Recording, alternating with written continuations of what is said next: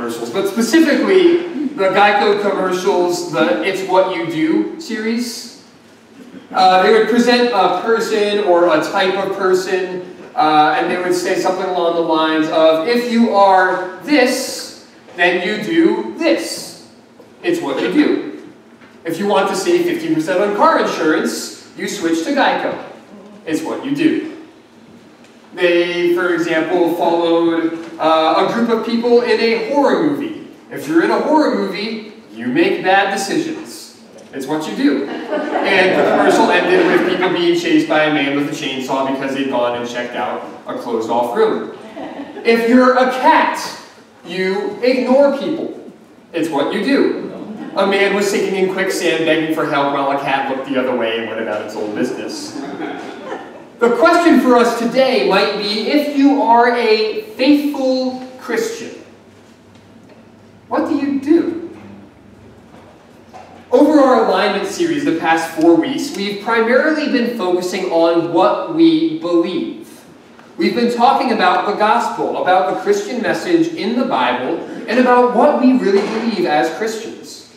Why God made us, how we fell into sin, why God bought us and redeemed us through Jesus, and the hope we have to look forward to as believers. But as we look forward to the next 4 weeks of our alignment series, we're going to be examining, now that we've gotten aligned, where do we go? What do we do? What's next? There are a couple of answers to that question that would be right. If you're a faithfully aligned Christian, you love God with all your heart, and you love your neighbor as yourself. It's what you do. If you're a faithfully aligned Christian, you bring heaping desserts to your pastor's doorstep with notes effusively praising his most recent sermons. That's what you do, right? Maybe not that one so much, but the area that I particularly want to focus on this morning is a command of Jesus given to his disciples just after they got in alignment for one of the first times. When they really began to understand his death and resurrection, Jesus appeared, the risen Christ appeared, and gave his disciples a new commandment. For all his disciples, he said, your job is to go and make disciples. It's what you do. If you are a faithful Christian, you make disciples. We're going to be digging into a very familiar text today. Jesus gave this command in something we call the Great Commission. The final 5 verses of the book of Matthew, Matthew 28, verses 16 to 20. As we dive into it today, it might bring back a few certain feelings. Maybe the memory of a confirmation class where you memorized that Great Commission. Or maybe a feeling of a little bit of fear, or shame, or guilt, or this feeling that I wish I were doing a better job with that Great Commission. Because we know we are all called to make disciples. But it's a hard job, isn't it? Since I got here to Corinth, I've had a lot of really great spiritual conversations. I've also had a lot of really great excuses to avoid spiritual conversations. Making disciples is hard. What we're going to do today is examine what is that command. Why is it that it matters for all of us as believers, and how can we possibly carry it out? So let's take a look this morning at that familiar Great Commission from Matthew chapter 28, verses 16 through 20. Then the 11 disciples went to Galilee, to the mountain where Jesus had told them to go. When they saw him, they worshipped him, but some doubted. Then Jesus came to them and said, all authority in heaven and on earth has been given to me. Therefore, go and make disciples of all nations, baptizing them in the name of the Father and of the Son and the Holy Spirit, and teaching them to obey everything I have commanded you. And surely I am with you always, to the very end of the age. As you'll see on my PowerPoint behind me, the idea I want to draw from this passage is that Jesus commands every believer in him to make disciples for him. Jesus commands every believer in him, all of us, to make disciples for him. And we'll examine that in 3 parts. What is the command? Why is it that matters for every believer? And how can we possibly carry it out? So starting at the beginning with what actually is this command? You remember that Australian bald mentor with the crazy eyebrows that I talked about a couple of weeks ago? Well, this was his favorite passage to start a Bible study in. And he always liked to ask us the question, which of the words in this passage is in the imperative tense, the command tense in Greek? Because there's only one. Is it go? Is it make disciples? Is it maybe teach? Is it baptize? And he would have us throw our thoughts around for a little while until he would tell us the command, it's not therefore. That's a conjunction. Didn't you take your grammar lessons? Actually, it's not a conjunction. What is that? I have no idea. I didn't take my grammar lessons. But it's not a conjunction.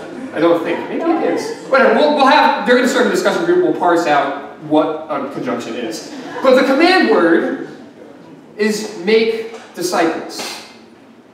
The only word in the imperative tense in the Greek is make disciples. Now, this doesn't negate that going is important. They go hand in hand. You can't make disciples without going. Those disciples couldn't make more disciples unless they left the mountain. Go and make. They go hand in hand. But the command wasn't just to go. Going was the way by which they would eventually make disciples. Some people accordingly read it as you go, make disciples. Wherever you go, while you go, as you go to work, as you come back home, as you go to visit family, wherever you go, whatever you do, make disciples. Because going is just a part. Making disciples is what we're commanded to do. Surely going is important. Jesus says, make disciples of all nations. It's hard to make disciples of all nations in Corinth, New York, because it's not exactly the juncture of all the nations. Yeah, we need to go. That's why we have missionaries. That's why we support people. That's why we go on short-term trips. But when Jesus says all nations, there are also nations here in Corinth that need to be ministered to. There are people right down the street from us. There are people in the cubicle beside us, in the homes across from us. And those are the people to which all of us are commanded to make disciples. It is a command, after all. Jesus says, all authority has been given to me, on heaven, or in heaven and on earth. So that bears question then, what is the command? What is a disciple? How do you make a disciple? Many of you work at Saratoga Hospital. And you might have had some nurses join the staff recently, like my little sister, Hannah, out in Kettering in Ohio. Hannah just started as a night shift nurse, and she's been going through her orientation, which means she has to shadow nurses. She follows them everywhere. She does what they do. She does what they do. She learns what they learn. She understands. She follows their direction so that she can become a nurse. A disciple in the first century was rather similar. They would follow a rabbi around, a teacher of the Jewish law. They'd learn what the rabbi believed, what the rabbi did, how they worked, how they functioned, and over time they might study to eventually become a rabbi themselves. That's partially what Jesus' disciples did. They followed him, they learned his way of life, they learned what he believed, they followed what he taught.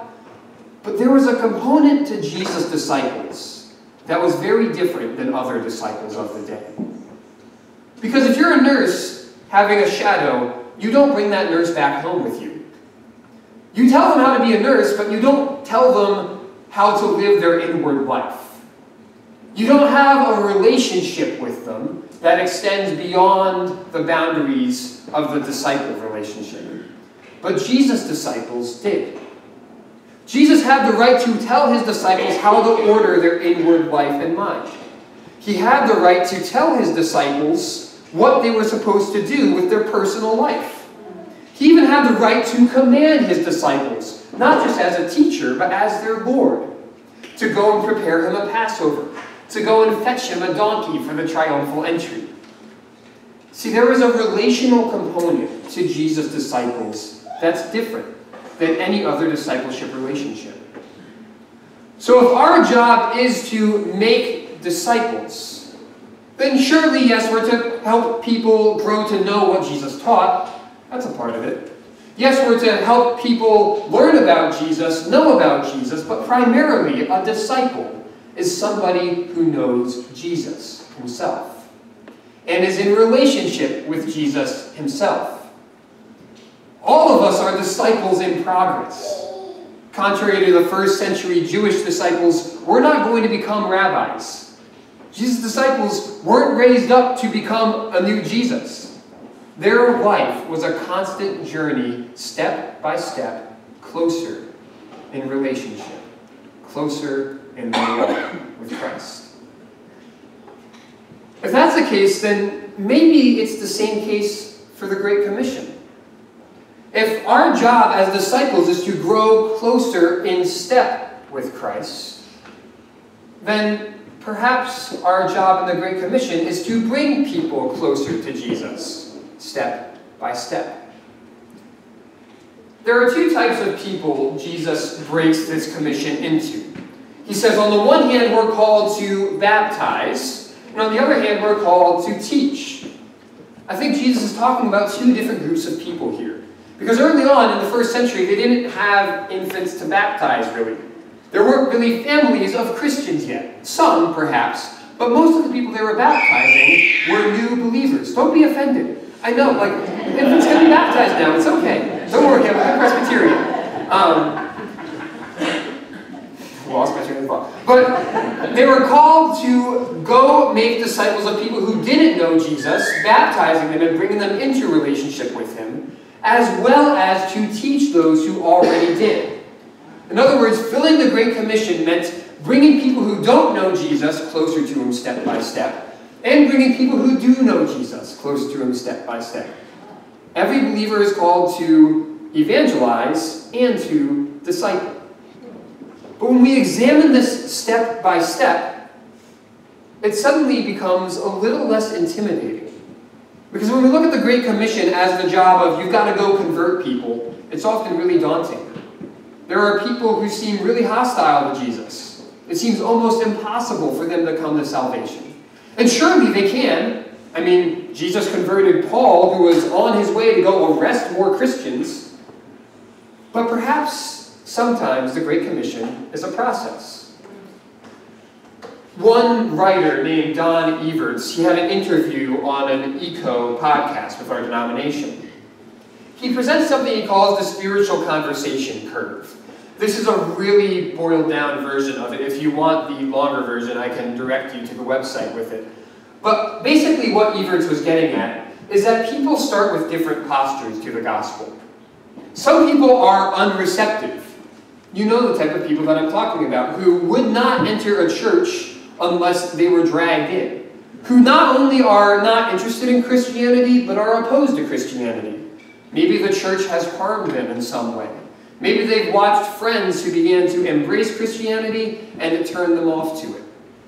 With these people, argues Everts, your job is not necessarily to preach the gospel right away. Because if you go and preach to them, it might just reinforce what they've experienced and turn them right off. Your job with them, he argues, is to gain a hearing.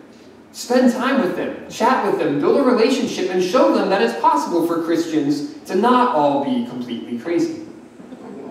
With someone who's receptive, he argues, your job begins to be sharing your faith with them. Not in a way that says, hey, you better come to church, hey, you better do this, hey, you better do that, but, oh, you're interested in Christianity, well, let me tell you what it's been like for me. With someone who's seeking, who's actively interested, he argues, with them, you might invite them to church. With them, you might apply your faith to their life. Whatever the case is, this isn't infallible, this isn't straight out of Scripture, but the idea is that people start in a different posture to the gospel. And if you just go and preach as if somebody's ready to receive Christ, when actually that's going to affirm to them that Christians only want to make converts, they might not actually be able to receive it. In fact, if we look at the book of Acts, we see that Jesus' disciples tended to tailor their gospel presentations depending on who they were speaking to. When Peter was preaching to Jews, he used the Old and New Testament. He gave a very expository sermon like I might give. But when Paul was preaching to Greeks in Athens who had 12 dozen gods and didn't know a thing about Jesus, he didn't even start by mentioning Jesus' name, let alone the Old Testament. He just built some common ground with them. He said, hey, I noticed there's an altar that says to an unknown God. I worship that God. Want to know more about him? In the same way, whether we're sharing our faith with those who don't know or sharing our faith with those who do, perhaps it might be a step-by-step process, not always a night and day process. Perhaps that makes it less intimidating. Perhaps it makes it more so. Because maybe now you're starting to realize, uh-oh, I'm getting less ways to escape this scary command. Because let's be honest, there's usually a part of every job you don't like. An IT guy, not usually crazy about the customer support conversations. I went into IT so I didn't have to talk to people. A landscaper, probably not fond of the negotiations with somebody who doesn't get why they actually owe you money for all the hard work you did on their home. A pastor of a small church, I can't stand doing the church sign. I'm a long-winded person. I preach for 25 minutes. How am I supposed to put that into one sentence? I have no idea what to put on that thing. Send help, please. I don't know what to do. We all have a part of our job that we don't like. And for many of us as Christians, the make disciples part is the part of the job we're not super comfortable with. It's hard. It's not easy. Having a spiritual conversation, even if it's just helping somebody move a step, I don't know what to say. I don't have answers. Are you sure this counts for me too? I'm sure it does. Yeah. That mentor of mine, the next question he liked to ask was, how do we know this command applies to us? After all, Jesus was talking to the 11 disciples. You weren't there. How do you know it applies to you today? He would take us to look at the text. He would say, okay, he tells these disciples to make disciples. What are they supposed to do with these disciples? Teach them to obey what I commanded you. What did I just command you? Make disciples. What are disciples supposed to do? Obey my commandments. Ergo, if you've been a math teacher by the transitive property of equality, a disciple who obeys commandments is supposed to obey Jesus' commandment to go make more disciples. If you're a faithful believer in Jesus, you make disciples of Jesus. It's what you do. Sorry you didn't know, but you're signed up now. Take it out. We're all called to make disciples. But we still might put a pause and say, wait, are you like, I get that. I get that it's a command. But me? I don't know how to have those conversations. I don't know what to say. I don't have all of the answers. But take a look at some of the people that Jesus is calling to be disciple makers. When was the last time that he saw these 11 disciples? Well, they had all run away from him when the 12th disciple, Judas, had betrayed him. In fact, Peter, the last 4 things Peter was recorded as doing in Matthew's gospel, he fell asleep on Jesus when he was praying, he cut off the ear of the high priest's servant, he ran away, and then he denied Jesus 3 times. Next time Jesus sees Peter, go make more disciples. In fact, we see in verse 17 that some of these disciples who showed up, they worshipped, but they also doubted. These disciples weren't top-tier people. These are uneducated fishermen, unprepared people, people who are seeing the risen Jesus Christ, and they're doubting. However, this type of doubt isn't exclusive from obedience.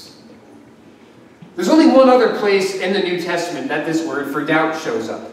It's in this story in Matthew 14 when Peter walks on the water. When Peter has a few successful steps, he begins to fear and he starts to sink. Jesus catches him and says, "Why did you doubt?" Peter doubted, Peter struggled, but Peter also had acted in faith. And he had a degree of success. You don't have to have it all prepared to step out in faith. You don't have to have all of the answers. I don't have all the answers, and I've been studying this for like 7 years. If you need a master's degree to go be a disciple maker, well, it's not helping me too much. I still have questions, right? I still have answers I don't know. Yet we're all called. There's a pitcher who used to pitch for the Minnesota Twins named Ryan Presley. He was a medium, average, pretty decent pitcher till he got traded to the Houston Astros. And when he got to the Astros, the pitching staff met with him and said, "Hey, Ryan, we think your curveball is actually way better than you think it is. If you threw that more often, and your fastball a little higher, and your slider a little bit more, we think you could be great." Presley thought, all right, I don't know, that's different than everything I've ever been taught, but I'll give it a shot. First batter Ryan Presley pitched to, hit a home run. He thought, okay, great, yeah, this new strategy's working out just great, but I'll give it a shot. This past year, Ryan Presley set an all-time record for the most consecutive appearances in a game without allowing a runner to score. You might not know a lot about baseball, but if you're a pitcher and you don't let the other team score, that's very good. Presley doubted. He thought, are you sure? Okay, I'll give it a shot. He wasn't ready. He wasn't convinced it was a good idea. He wasn't convinced it was capable, and yet the results showed up. We too might not be all there. We might not have all of our questions answered. We might not be the perfect candidates for the job, but we're still all commanded. That leads us to our final question. Well, if that's the commandment, and we're all commanded, how in the world can we ever expect this to work? But that's where we receive a great encouragement from Jesus in verse 20, where Jesus reminds us that surely I am with you always to the end of the age. A more literal rendering might be, surely I am with you all of the days. Every single day, Jesus says, I will be with you. You're not the one doing the work. Right? We're good Presbyterians. You can't save anybody. God does the saving. You are used by Jesus as a part of his mission, but you can't convert anyone. Only by the Holy Spirit moving in someone's heart can they come to know Jesus. Jesus just invites us to be a part of what he's already doing. When we get out of alignment and take Jesus out of the Great Commission, there's a couple of cliffs we can fall off on. I somehow, that Great Commission thing was supposed to be in the middle. It was a really great graphic, and now it's messed up and everything's ruined. But pretend that that little Great Commission thing at the top is right in the middle. That's the path. If the Great Commission is the path, and we take Jesus out, there's two cliffs we fall off on. One is we make the Great Commission into the Great Omission. We just leave it out of our lives altogether. Either because we're too intimidated to do it, we don't think we're good enough to do it, or we think Jesus might just not notice if we don't do it. The average Presbyterian, statistics show, share their faith once every 15 years. The nervous laughter. I would imagine that while Jesus is going to give us a timeline, once every 15 years is a little bit less than the as-you-go lifestyle he commanded us. But it's true, it's intimidating, it's hard, and that's where many of us fall. But there's also a possibility to fall on the other side, to say, all right, that's the job, I'll get on it. We start counting how many people we've converted.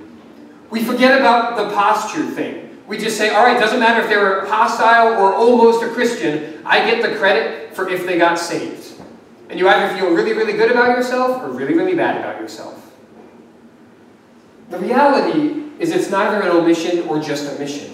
It is a commission. We are sent by Jesus, who is present with us. And if it's a commission sent by Jesus, then we are sent just like God sent the prophets of old. And those prophets sometimes had great results. Think of Jonah. He preached this terrible 8-word sermon and had 120,000 of the world's wickedest people repent. Talk about like a word to conversion ratio. You put that man in a pulpit for half an hour, he's got the whole world taken care of. But then there was Jeremiah. Jeremiah is the longest book in the Bible, by words. He preached his whole life, 40 years, and maybe 3 or 4 people responded positively to him. Then Judah went into exile and he got sent to Egypt and everything burned. What's the deal, God? What are the results? Well, the results weren't in the hands of the people doing them. They operated in faithful response to God's commandment, and they left the results in his hands. In the same way, we are commanded to go and make, but the results, those are in the hands of Jesus. We just have to respond in faith. So what does this then actually look like for us in the weeks to come? Well, a couple things to think about for the next month. If we are commanded, every believer, to make disciples of those who don't know Jesus and bring them closer to him, as well as to make disciples of those who do and bring them closer to them, then perhaps we can identify a person who fits each of those categories. Is there someone, maybe a neighbor a couple doors down, who you know is not interested in Christianity? So you can start with a step. Just build a friendship. And maybe in a year or even two, you begin to share your own faith. It might be a process, but you take a step. Maybe there's somebody across the street who might be receptive, maybe even waiting for an invite. Hey, I don't know if you go to church anywhere, but I've seen you around a couple times. I go to this great church with this incredibly attractive pastor. Give it a shot. Please don't actually do that. But you give it a shot. You step out in faith, because who knows how the Lord may work. We're just called to throw it out there. Perhaps there's somebody who knows Jesus, who you can find yourself called to minister to. Maybe there's somebody younger in this congregation who you can begin to take under your wing. Offer to meet with them every few weeks and say, hey, a couple weeks ago you talked about you wanted to work on praying more frequently and on growing in patience. How's that been going? Maybe it's simply more spiritual conversations that take place in the Great Hall. It's okay to talk about the football games. Those are great. But you also remember at the end of the day, hey, by the way, you were mentioning this thing about a friend of yours the other week that was coming to know Christ. How is that going? You mentioned you wanted to grow more in prayer. How is that going? We disciple one another. And if those are the calls, then there's one more call that's important to remember. That we're all commanded to grow in our own walk with Jesus. Are you? Are you specifically identifying ways that Jesus is inviting you to grow in your walk with him? Could you ask somebody in the congregation you respect, an elder, deacon, friend, to check in with you in a couple weeks? Hey, I have been feeling that I need to work more on my gentleness because I have been harsh lately with my children or grandchildren. Can you check with me in 2 weeks and see how that's going? As we take these small steps towards Jesus, these small steps of obedience lead to great acts of obedience. And over time, we might watch the Lord work in incredible ways. For after all, this Great Commission started with a small act of obedience. In verse 16, what does it say? That the disciples went to the mountain where Jesus told them to go. Some of them were doubtful. Some of them had no idea what was about to happen. But they knew Jesus called them to go to Galilee. So they went. For you, this next week, next month, what is your Galilee?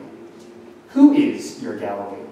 What is your first step in obedience to this Great Commission? Or your next step in obedience?